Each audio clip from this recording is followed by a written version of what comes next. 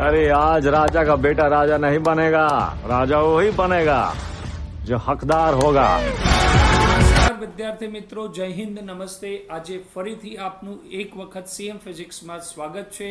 આજે આપણે chapter number 2 વિદ્યુત સ્થિતિમાન અને કેપેસિટન્સના આઈએમપી પ્રશ્નોની ચર્ચા કરશું, જે તમારી બોર્ડની એક્ઝામમાં આવી શકે છે તેવા પ્રશ્નોની આપણે ચર્ચા કરીએ। સૌથી પહેલો પ્રશ્ન છે આપણી સામે, પ્રશ્ન નંબર 1, વિદ્યુત ડાયપોલના લીધે કોઈ પણ બિંદુ આગળ વિદ્યુત ક્ષેત્રનું વિદ્યુત સ્થિતિમાનનું સૂત્ર મેળવો। ફરીથી પ્રશ્ન વાંચીએ, વિદ્યુત ડાયપોલના લીધે કોઈ પણ બિંદુ આગળનું વિદ્યુત સ્થિતિમાનનું સૂત્ર મેળવો।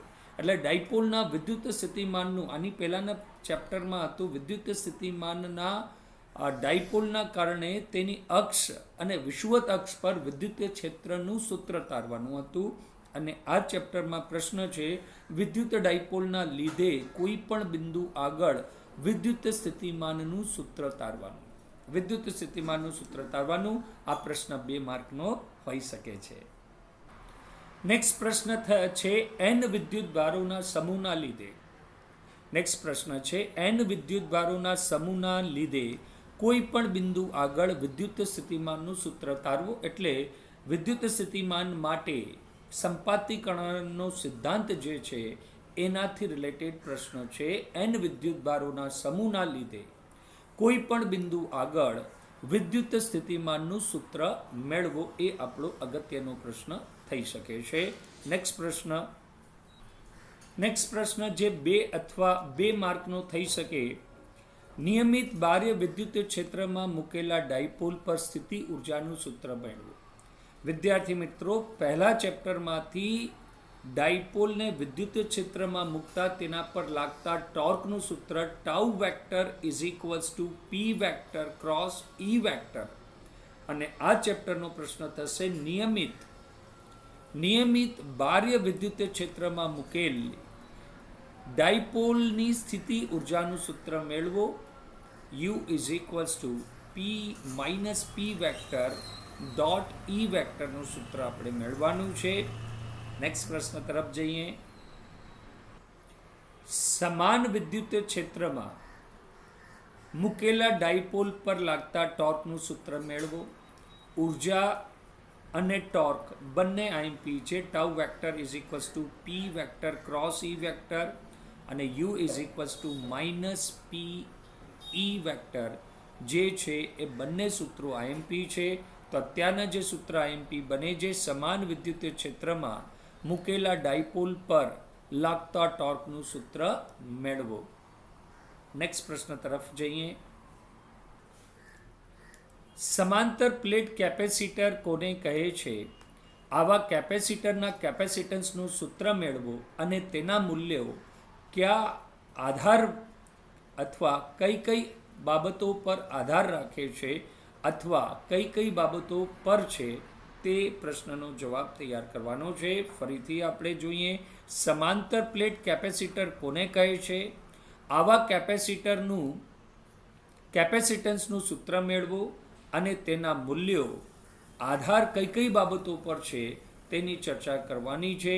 આ પ્રશ્ન આઈએમપી થઈ શકે છે। આ પ્રશ્ન ઘણી વખત બોર્ડની એક્ઝામમાં આવી ચૂકેલો છે, જેથી આપને અચૂક તૈયાર કરીને જવાનો છે।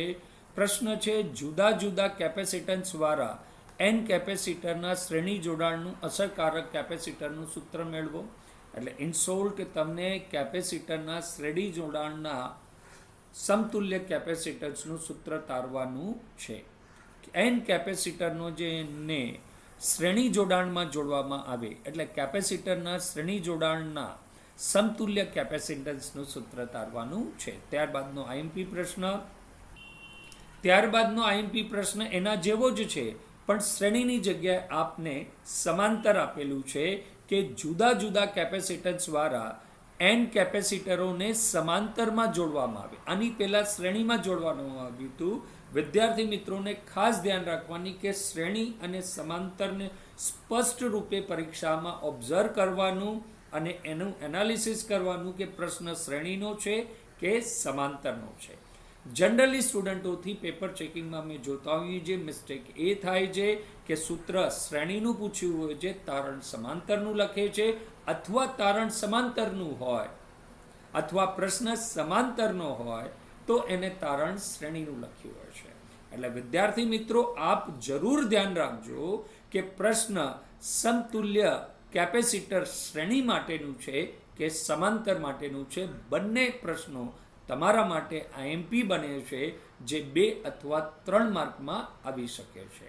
તો પ્રશ્નનો જ્યારે પણ આપ જવાબ લખો ત્યારે નિશ્ચિંત થઈને જવાબ લખજો કે સમાંતરનું પૂછ્યું છે કે શ્રેણીનું પૂછ્યું છે. આપણે નેક્સ્ટ પ્રશ્ન તરફ આગળ વધીએ. આ પ્રશ્ન પણ સૂત્ર તારવાનો જ પ્રશ્ન છે કે કેપેસિટરમાં સંગ્રહ પામતી કેપેસિટરમાં ઉર્જા કેવી રીતે સંગ્રહ પામે છે અને કેપેસિટરમાં સંગ્રહ પામતી ઉર્જાનું સૂત્ર મેળવો. તમને ખ્યાલ છે કેપેસિટરમાં સંગ્રહ પામતી ઉર્જાના 3 સૂત્રો છે. કોઈ એક સૂત્ર તારવી અને તેના બંને સબસ્ટિટ્યુશન લખવા અતિ જરૂરી થાય છે, ત્યારે જ તમે સંપૂર્ણ માર્ક પ્રાપ્ત કરી શકશો. કેપેસિટરમાં ઉર્જા કેવી રીતે સંગ્રહ પામે છે અને કેપેસિટરમાં સંગ્રહ પામતી ઉર્જાનું સૂત્ર મેળવો. અને કેપેસિટરમાં સંગ્રહ પામતી ઉર્જાના 3 સૂત્રો છે. પહેલા સૂત્ર તમને તારવાનું રહેશે U = ½ of CV², અને તેના પરથી C નું મૂલ્ય રાખીને એક સૂત્ર અને ત્યારબાદ V નું મૂલ્ય રાખીને ત્રીજું સૂત્ર. એવી રીતે 3 સૂત્રો આપને આન્સરમાં લખવાના રહેશે. નેક્સ્ટ આઈએમપી પ્રશ્ન. એકમ કદ દીઠ કેપેસિટરમાં સંગ્રહ પામતી ઉર્જાનું સૂત્ર. એકમ કદ દીઠ કેપેસિટરમાં સંગ્રહ પામતી ઉર્જાનું સૂત્ર આપણે તારવાનું છે. વિદ્યાર્થી મિત્રો, કેપેસિટરથી સંબંધિત કોઈ પણ ટોપિક આપ મૂકીને નહીં જાઓ. MCQ પણ આવશે અને એનો સબ્જેક્ટિવ પ્રશ્ન પણ આવશે. અને સબ્જેક્ટિવ પ્રશ્ન નહીં હોય તો તે ચેપ્ટરનો ન્યુમેરિકલ ક્યાં આવી શકે તેની ચર્ચા માટેનો એપિસોડ રિલીઝ થઈ ચૂક્યો છે. તો આજે આપણે ચેપ્ટર નંબર 2ના આઈએમપી પ્રશ્નોની ચર્ચા કરીએ છીએ. આપણે નેક્સ્ટ આઈએમપી પ્રશ્ન તરફ જઈએ. અને પ્રશ્ન નેક્સ્ટ અને લાસ્ટ પ્રશ્ન. એકલ વિદ્યુત ભારના લીધે બાહ્ય વિદ્યુત ક્ષેત્રમાં વિદ્યુત ઉર્જાનું સૂત્ર મેળવો. એકલ વિદ્યુત ભારના લીધે બાહ્ય ક્ષેત્રમાં વિદ્યુત ઉર્જાનું સૂત્ર મેળવો.